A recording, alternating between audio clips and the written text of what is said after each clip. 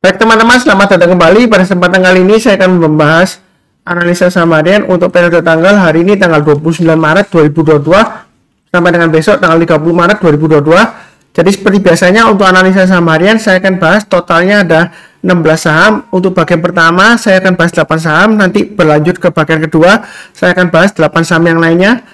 Jadi waktu saya bahas adalah sesi 1 break ya. Jadi bukan penutupan, sesi 1 break sekarang jam 12.44 waktu Indonesia bagian Barat. Saya mulai langsung dengan yang pertama adalah Bank Mandiri atau BMRI ya. Jadi kalau kita lihat BMRI di sini dia sedang testing area resisten kurang lebih sekitar area 8.000 sampai dengan 8.100 ya.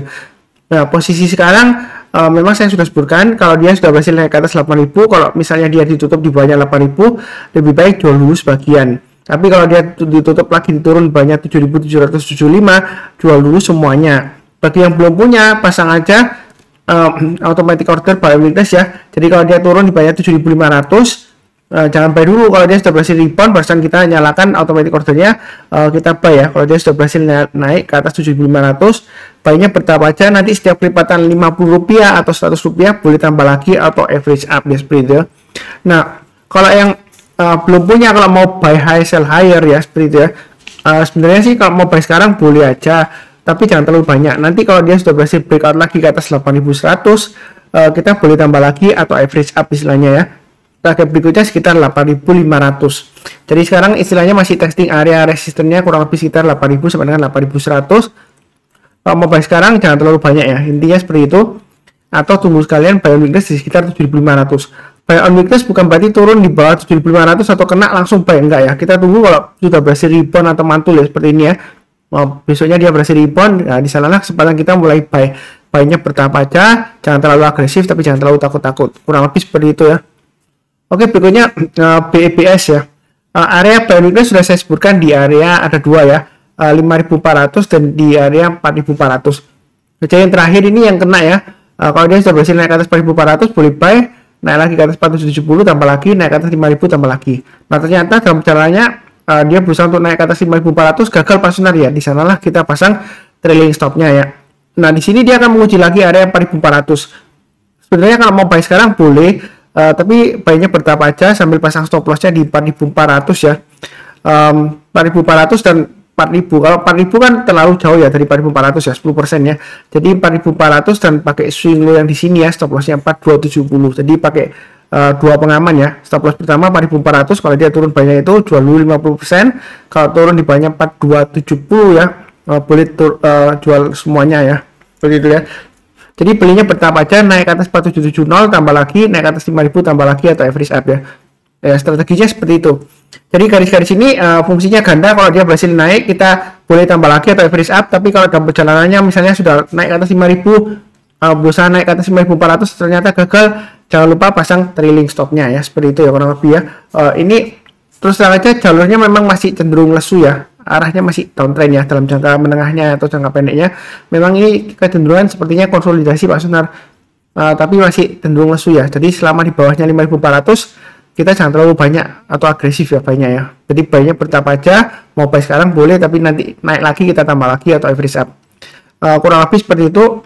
Berikutnya untuk buka. Buka apa bagaimana Pak Sunar? Ini masih high loh Pak Sunar. Apakah boleh buy sekarang? Karena saya tetap sama ya. Sebenarnya kalau dia masih di bawahnya 525 masih resikonya lebih besar ya seperti itu ya.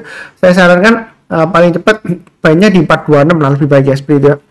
Atau kalau misalnya ngotot ya 344 lah ya. Ini 344 sudah breakout ke atas. Kalau mau buy sekarang boleh tapi jangan terlalu banyak ya. Kita belinya bertahap aja. Nanti setiap lipatan Rp10 atau Rp20 ya, kita boleh tambah lagi atau average up ya seperti itu ya.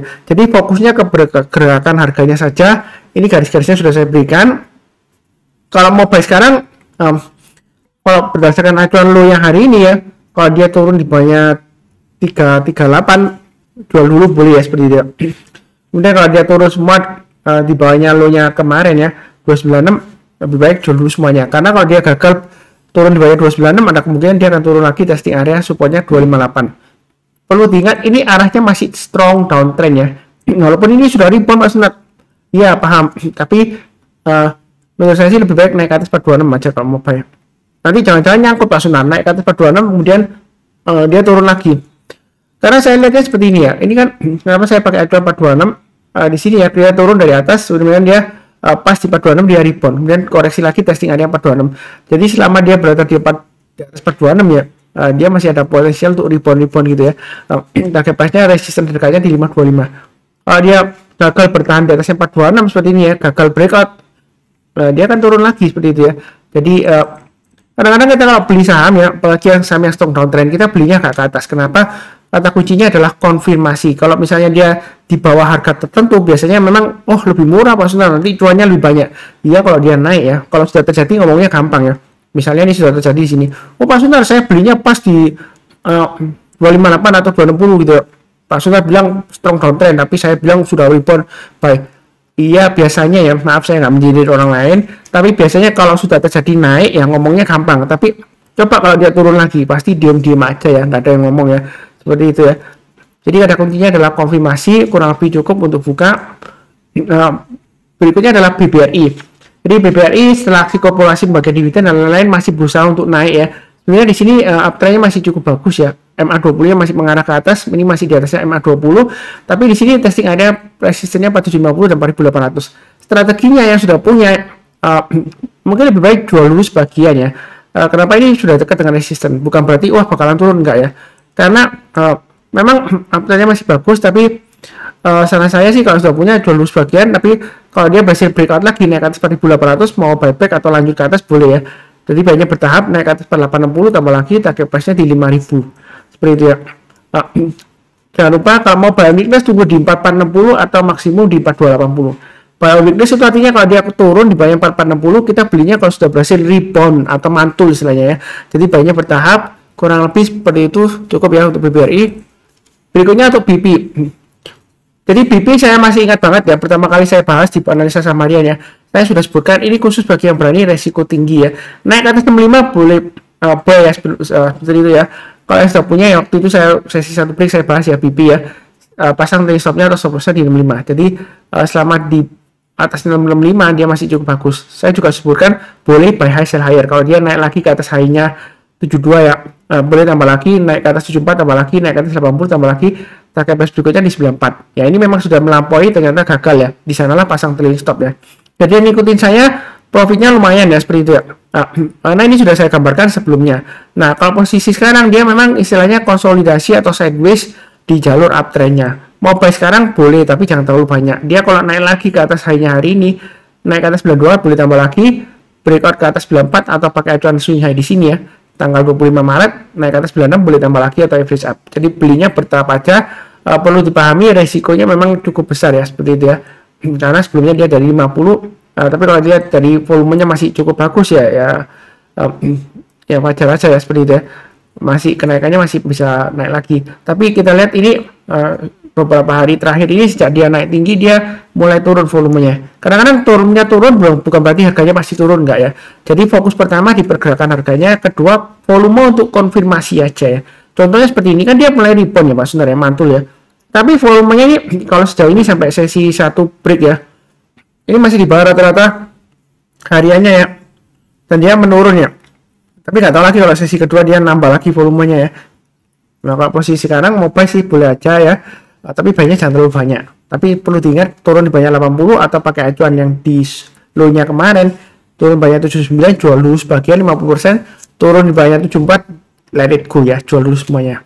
Mau buy weakness tunggu di 65. Buy weakness itu artinya kalau dia turun di banyak 65 ya, kita belinya kalau sudah berhasil naik atau rebound ke atas 65. Kalau belum naik ya kita jangan buy dulu ya. Kurang lebih seperti itu. Berikutnya UNPR Unilever ya. Nah ini strong downtrend Pak Sunar. Iya memang benar. Saya sudah sebutkan berulang kali. Selama dia di bawahnya 3.800 dia masih resiko. Terus terang aja sebelumnya saya pernah coba buy weakness ya, tapi gagal ya. Turun banyak 3.800 saya jual. Jadi di sini apakah boleh buy lagi Pak Sunar? Menurut saya belum ya. Tunggu aja kalau dia sudah berhasil naik ke atas 3.800 kita mulai buy. Kalau sekarang masih resiko. Kalaupun yang sudah punya pasang aja stop lossnya di maksimum di 3280. Tapi kalau tengah-tengahnya kalau mau jual dulu sebagian jualnya pakai acuan low-nya kemarin aja di 3370. Jadi turun di banyak 3370 jual dulu 50%, turun di banyak 3280 jual dulu semuanya. Kalau mau buy tunggu aja naik ke atas 3800 ya. Jadi kalau sekarang masih resiko. Nah seperti itu ya. kurang lebih cukup. Berikutnya untuk IPPE, ini masih sideways Pak Sunar, tapi sidewaysnya ini kalau kita perhatikan sebenarnya masih cukup bagus ya selama dia bertahan di atas 372. Jadi mau buy sekarang boleh pasang stop lossnya di 372 atau pakai acuan low di sini ya 366. Belinya bertahap aja. Kalau dia naik ke atas 492 tambah lagi, naik ke atas 560 tambah lagi ya, seperti itu ya. Strateginya mudah aja. Nah, kalau kita perhatikan di sini trennya bagaimana? Nah, ini memang dia sebelumnya dari bawah koreksi kemudian naik ya. Nah, kalau kita lihat koreksi, nah di sini masih cenderung sideways ya. Jadi selama di atas 372 atau pakai acuan low-nya di sini untuk stop loss-nya ya 366, dia masih cukup bagus, harapannya untuk breakout lagi ke atas 492 ya, dengan target terdekatnya di sekitar area 615 sampai 650. Kalau dia berhasil breakout lagi, boleh tambah lagi atau average up ya, boleh. Target berikutnya masih ada di 750 dan 800 untuk IPPE ya, kurang lebih seperti itu. 7 saham ya, satu lagi ICBP. ICBP ini masih tetap sama ya, dia masih cenderung downtrend walaupun laba terakhir dia masih cukup bagus ya, tapi nggak tahu full year-nya saya belum cek laporan keuangannya. Sebentar saya cek sekilas apakah sudah keluar untuk full year-nya untuk INDF. Terakhir sebenarnya dia kecenderungan setelah operasi militer itu Rusia ya, INDF ya kecenderungan turun terus ya seperti itu, karena sentimennya katanya sih bahan bakunya seperti itu ya, tapi menurut saya sih bukan ya, lebih kecenderungan ke aksi korporasi sepertinya ya. Ini untuk INDF di RTI bisnis belum ada ya untuk laporan keuangan full year-nya ya. Tapi harusnya dia lumayan bagus. Nah, posisi seperti ini apakah kita sudah buy? Belum ya. Menurut saya sih kalau mau buy lebih baik tunggu aja kalau dia naik ke atas 8075, itu amannya. Selama di bawahnya 8075 menurut saya masih resiko tinggi. Minimal lah kalau Anda mau curi start ya di area ini ya, yang saya gambarkan di sini low-nya itu di area 7625. Jadi naik ke atas 7625 boleh buy. Buy-nya bertahap aja, jangan terlalu banyak ya. Lebih amannya sih tunggu naik ke atas 8075 ya. Karena kalau dia masih di bawahnya 8075 seperti ini ya, dia di bawahnya itu masih resiko. Lepas Sunar murah Pak Sunar, ini nanti rebound. Iya kalau dia naik, kalau dia turun lagi makin dalam, ya kan? Contoh gampangnya seperti inilah. Kalau sudah terjadi ngomongnya gampang ya. Misalnya Anda sebelumnya beli di sini, oh ini rebound, ini kan cepat naik ya, naik ke atas 8075. Seperti itu ya.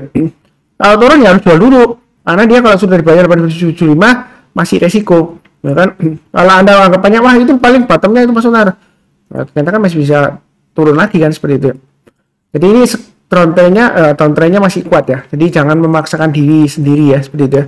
Istilahnya don't push your luck too far gitu ya. Too far kemana, ke bawah ya seperti itu ya. Kurang lebih sih seperti itu ya. Mudah-mudahan aja sukses rebound ya. Karena pada dasarnya sih fundamentalnya sih masih cukup bagus ya, walaupun mungkin ada sentimen akuisisi sebelumnya ya. Gimana ya Pak Sunan, akuisisi sebelumnya Pine Hill itu mahal banget kan. Apakah bakalan nutup gitu? Kalau nggak salah dia ada garansi ya earningnya seperti itu ya. Tapi kita nggak akan pernah tahu ya seperti itu ya. Nah, kita yang penting di sini fokus ke pergerakan harganya saja. Kalau dia turun di bawah support terdekat ya kita jual dulu. Kalau dia berhasil naik lagi, kita lihat kalau uptrendnya sudah mulai berbalik arah ya kita boleh buyback ya seperti itu ya. Kurang lebih cukup untuk bagian pertama, akan berlanjut ke bagian kedua 8 saham yang lainnya. Seperti biasanya yang barusan kenal channel Saham Profit jangan lupa subscribe, like, nyalakan lonceng notifikasinya, dan kalau ada saran atau pertanyaan silahkan tulis di kolom komentar. Seperti biasanya saya doakan selalu semuanya selalu sehat, damai, dan sejahtera selalu. Amin. Terima kasih banyak. Sekian.